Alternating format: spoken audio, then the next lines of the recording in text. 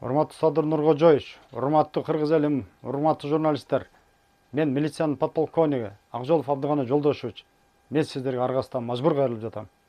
Бүгүнкү күндө Кыргызстанда мыйзам иштебейт. Адамдардын укугу төлөнүп тепселип жатат. Себеби мен 30 жыл милицияда иштеген кызматкер катары ачык айтам. Мен өзүмдүн укугумду 4 жылдан бери мыйзамсыз жумуштан алышкан үчүн коргой албай келем. Мен бүгүнкү күндө жазбаган арызым, барбаган эшигим калбады. Президент Садыр Жапаровга, башкы прокурор Зулушевга, улуттук коопсуздук кызматынын төрагасы Камчыбек Ташиевке кайрылдым. Бирок мага жалгандан жооптор келип, жыйынтык чыкпай жатат.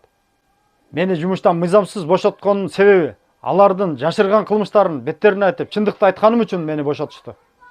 Садыр Нуркожоевич, 2020-жылы Молдовановка сиздин ал акыбалыңызды сурап барганбыз.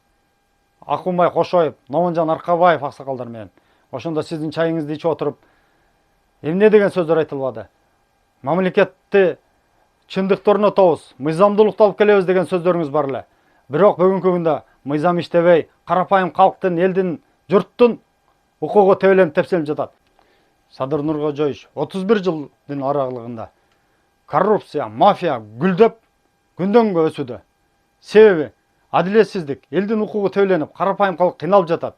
Сиз өзүңүздүн көзөмөлүңүзгө алып, коррупциянын, мафиянын бетин ачууга жардам бериңиз. Биз дагы жөн карап турбайбыз. Биз дагы көмөктөшөбүз.